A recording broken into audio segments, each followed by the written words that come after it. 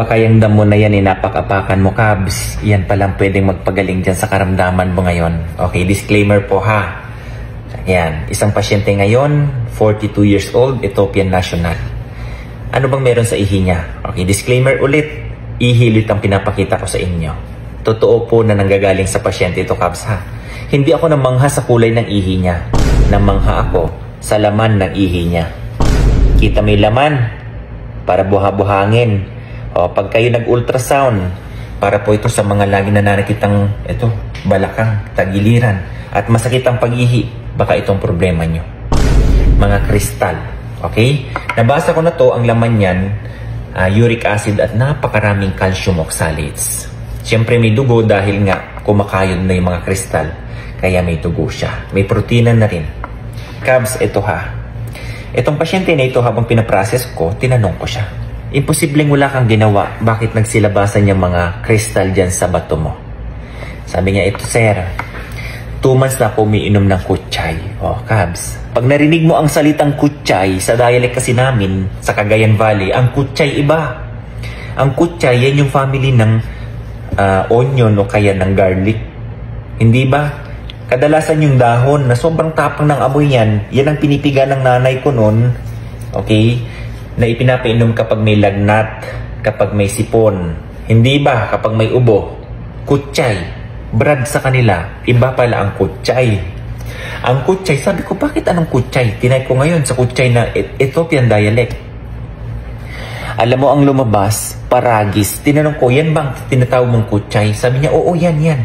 So iba pala ang alam kong kutsay.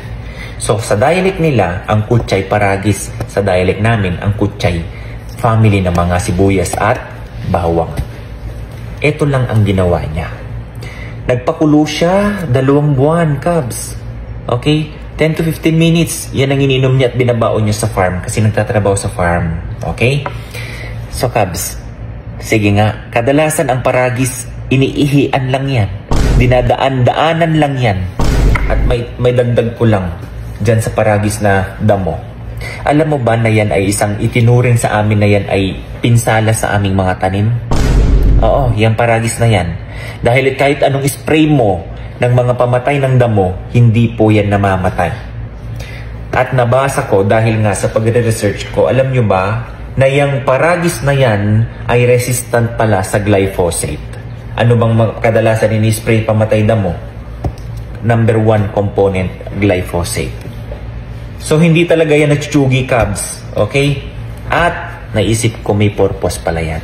Dapat yung mga ganyang mga paragis, huwag tutubo dyan sa pinagtatamnaw namin ng mga mais.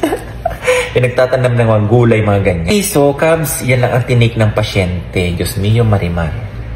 O, diba? Ang ginhawa sa kanyang bato. Kasi ang problema sa ganito, kapag na-ultrasound kayo na may maliliit dyan na nakikita, sabi, may mga maliliit na kristal dyan sa loob ng bato mo. Ang problema, Cubs, yung mga maliliit na yan, pag nagkumpul, katakot-takot na bato sa bato. Pwede nyo namang gawin ito, Cubs. Nasa inyo naman po yan eh. Okay, tingnan nyo yan, oh. Nung una, mga first month daw niya, wala pa siyang masyadong nararamdaman. Pang second month na pag-take niya, Cubs, ayan na daw. Lumalabas yung mga ganyan. At ngayong araw nga daw, ito ang pinakamarami. Ano ba ang meron sa paragis? Bakit maganda siya? Okay, una, ang paragis po kasi, Cubs, is powerful diuretics. Okay, kung diuretics, ihi ka ng ihi. Tendency, ayan pwedeng ma-wash out. Kaya maganda siya sa mga, merong mga recurrent na UTI. Kung lagi kayo nagkakaroon ng UTI, pwede nyo consider ang paragis. Pangalawa, malakas din ang anti-inflammatory niyan, Cubs.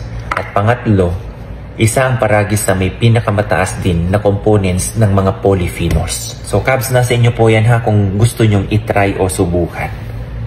Paragis sa Ethiopian kutsay. O, diba? Para at least ako, may natutunan ako. Sa dialect nila, pag may pumupunta dito na pasyente sa kalahi nila, sasabihin ko, pag may problema kagaya niya, try mo ang kutsay. O, diba? Alam niya na paragis yun. Hindi ba? Okay? So, ayun lang guys. Na-share ko lang. For awareness lang po ito na magandang i-share po sa inyo. So, Cubs, nasa inyo po yan ha kung gusto nyong itry o subukan. Galing sa ibang lahi, dito lang sa laboratory nag-manifest. Nakita natin yan na dahil dun sa kanyang ininom, ayan ang resulta. Baka sa kanya, okay. Sa'yo din, baka pag tinry mo, okay ang resulta. Okay? So, alagaan nyo po yung kalusugan nyo, Kabs, ha? Biyaya ng Diyos. Napakaganda yan na itinanim sa ating mga kapaligiran para magamit natin sa ating kalusugan. Bye-bye!